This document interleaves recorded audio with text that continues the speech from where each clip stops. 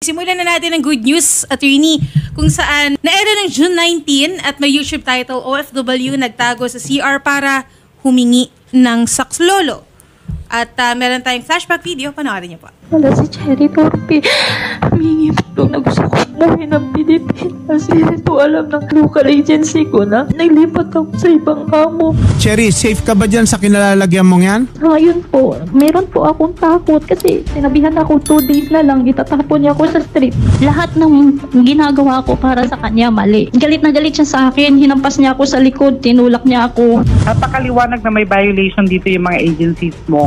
Kasi parang pinasa ka na sa iba at pinabayaan ka. Huwag po kayo mag-alala, ito po ay i-report namin sa ating Migrant Workers Office po dyan. Sana po matawagan po yung agency nyo po dyan. Kukontakin naman po namin itong agency nyo po para iparating po itong concern at itong ginawa po nila sa inyo. Dahil kung ito po ay totally pababayaan kayo po nila, malaki po yung magiging pananagutan po nila sa batas. Tatagan niyo lang po yung loob niyo dyan, ma'am, ha? Paparating na po ang tulong. At ito na nga yung magandang balita natin. Nasa kabilang linya na po si Ma'am Cherry. Hi, Ma'am Cherry. Good afternoon. Yes po. Hello po. Ayun. Hello So, po. August 27, dumating po yung ating OFW na si Ma'am Cherry. And agad din po natin itong ikino-ordinate din po sa OWA para po sa pagpapauwi po sa Bacolod. So, Ma'am Cherry, good afternoon. Hello po. Good afternoon po, ma'am. Cherry, welcome back ha. At Po. Sobrang salamat po. congratulations at nakabalik ka ng safe at buo. Ano yung sinusumbong mo sa amin nun? Humingi ako ng yung saklolo po na gusto ko umuwi kasi binubugbog ako ng amo ko, minamaltrato ako. Tapos, yun po, sa awa ng Diyos po, taos-puso po ako nagpapasalamat po sa kay Sir Rafi. Then, sa inyo po, attorney, sa taas po, nagpapasalamat ako. Tsaka sa OWA, kala Ma'am Sherilyn, kay Administrator Arnel Ignacio po. Sa lahat po na tumulong Cherry, sa tanong, akin po. ikaw ba natulungan ng agency mo nung namumroblema ka? Sa una po, hindi po nila ako natulungan kasi nga po, binaliwala nila ako. Pero nung nag-ask po ako ng tulong kay Senador Rafi Tulfo, nalaman nila na on-air ako. Hindi pa sila una nag-action, pero nung tinawagan sila ng team, so sa awa ng Diyos, kinuha po nila ako doon sa bahay ng amo ko po. O nga, pero tsaka lang sila gumalaw nung lumapit ka na dito sa programa natin sa Wanted sa Radyo, ganun ba? Opo. Aralin nga natin yan. Tignan mo, baka pwede tayo makahabol ng damages o danyo sa kanila. Aralin natin ha. Yes po.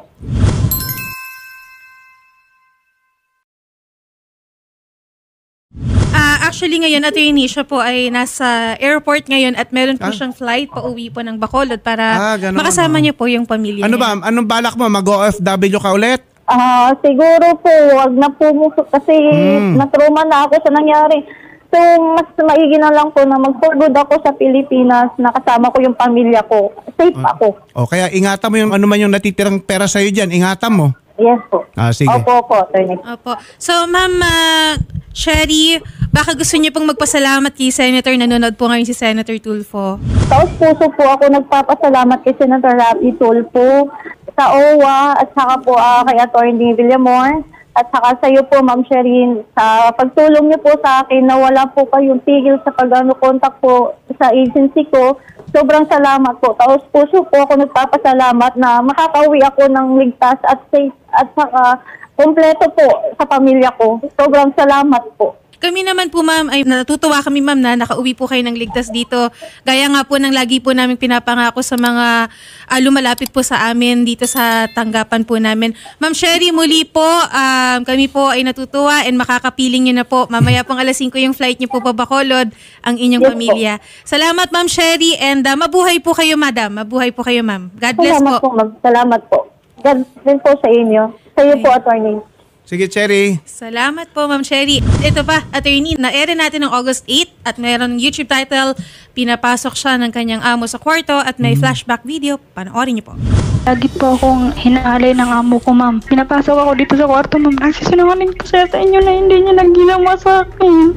Nagpaalam siya sa kanyang amo na bilhan siya ng ticket kasi gusto na niyang umuwi kasi nag-in contract na siya, ma'am. Nagalit yung amo niya kasi ayaw siya pauwiin. Hindi pa ito pinupula para makauwi. Tapos na pala kontrata. Kasi nalaman lang po namin nung nakaraang araw yan. So, kahapon po, nakausap namin si FRA. Sabi nila, titikitan tawagan si FRA. So, ngayon po, bigyan niyo ako na ngayong araw para makakita ko yung ticket ni worker. Talaga, Yes po, promise. kailangan Yes po. unahan mo ko.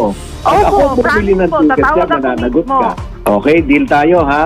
Deal po, Agency, promise. tell the FRA to order the employer to bring her to the MWO-OWA. Opo. Ma'am, lakasan nyo lang po yung loob po ninyo at magkikita-kita po tayo dito sa airport, ma'am. Thank you so much po, ma'am. Nakauwi po ang ating OFW galing Saudi at pansamantala po nasa hotel po ngayon at pinrovide po ng OWA.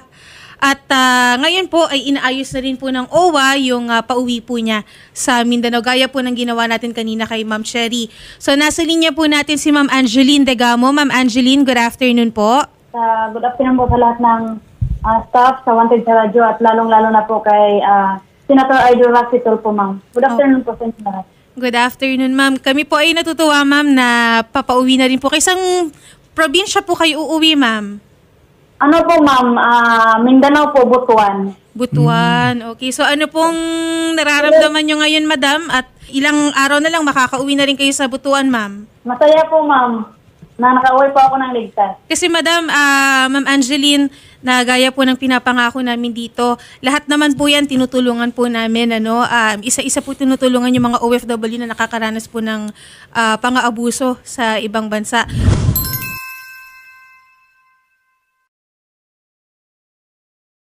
Pinatutukan talaga. Angeline, Freddy. question. Curious lang ako. Nung nakapagsumbong ka sa amin, nando ka pa sa amo mo, di ba? Yes, sir. Yes, sir. Ilang araw inabot bago ka nakalabas sa amo mo, sa puder ng amo Ano mo? po, sir, na-live po ako sa TVA5 po, sir. Ano po yun, umaga. Tapos pagdagabi po ng August 8, nakuha po ako doon. Pagdagabi po. Kudos to Administrator Arnel Ignacio. Ang bilis, ano? Yes po, ang bilis po, sir.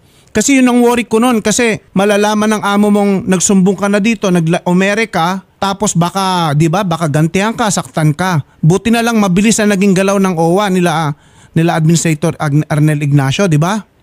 Yes po, sir. Kasi pagkatapos nun, sir, may 3 pong tao na tumawag sa akin. Nasusunduin na po daw ako. Ano naman reaction ng amo mo nung biglang may sumundo sa'yo, umalis ka? Hindi po alam ng amo ko, sir. Nabigla po siya na ando nakaabang yun lang yung agency ko sa Saudi, sa mismong pintuan nila ng bahay. Okay, so hindi na siya nakapag-react, wala na. Wala na po siyang react, sir. Wala na po. Ano naman masasabi mo tungkol sa agency mo? Napabayaan ka ba nila o anong kwan? Ano bang mga pagkukulang nila? Ang masasabi ko lang po sa agency ko, sir, is dili po talaga sila mag-action kung hindi po ako lumapit sa inyo. Hindi, at saka delayed sila, hindi sila gumagalaw, ganun ba? Oo, sir, hindi sila gumagalaw. Kasi hindi sila ako reklamo, sir. Pero ngayon, nung po ako sa Wanted sa Radyo, sir, doon na po sila umaksyon sa akin. Tama. Yan yung sinasabi ko siya rin, Tulfo effect. Yes po. Anyway, Angeline, ito pa dapat di bang nangyari? Di ba finish contract ka na? Yes po. Kailan ka pa finish contract? July 31 po, sir. July 30. Di ba dapat bago magtapos yung kontrata mo, may ticket ka na dapat na hawak pabalik ng Pilipinas? Yes, ganun bang proseso? Ayaw akong pauwiin ng amo ko. Nagsabi po ako nung time na yun, pero ayaw niya akong pauwiin. Kasi gusto niya, makuha niya muna ako yung sarili ko bago niya akong pauwiin. Kaya lang, nagawa ng amo mo nga yan dahil hindi ka naman minomonitor ng agency mo, di ba? Yes po. Walang nag-monitor sa akin, attorney. Sige, Ni tingnan kahit agency sa Pinas, wala po. Aralin din natin, kukonsulta ko rin sa OWA kung pwede nating habulin yung agency mo for damages. Yes po. Kasi humantong ka sa ganung problema dahil pinabayaan ka ng agency mo, di ba? Yes po, attorney. At saka yung advice ko sa'yo, ako naman naipon mo dyan, ingatan mo. Kunti lang pong yung naipon ko, attorney, kasi isang buwan lang po. Kasi biglaan po yung pag-uwi ko. Kasi nga, hindi ko na kaya yung sa amo ko. Ano bang balak mo? Mag-OFW ka ulit? OFW pa rin, attorney, kasi wala po. Angeline, meron kang gustong pasalamatan, especially kay Idol Rafi na nakamonitor ngayon? Unang-una sa lahat po, nagpapasalamat po ako sa Panginoon dahil nakauwi po ako ng ligtas. At saka lalong-lalo na po kay Senator Idol Rafi Tulfo. Sir, maraming salamat po sa tulong na binigay niyo po sa akin at sa lahat ng mga staff niyo na tumulong sa akin na hanggang simula Saudi hanggang Pinas, hindi niyo po ako pinabayaan, minomonitor po niyo ako palagi.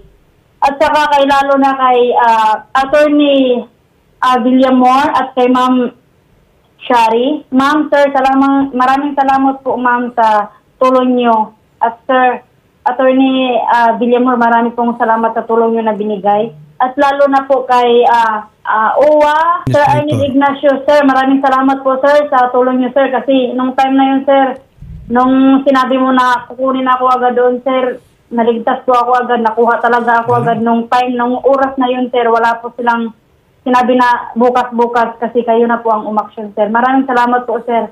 At nagpapasalamat din po ako sa LGU sa Carmen sa Mindanao, kay lalong-lalo na po kay Piso Manager Carmen Linwell Bayano. Sir, maraming salamat. Isa din po sa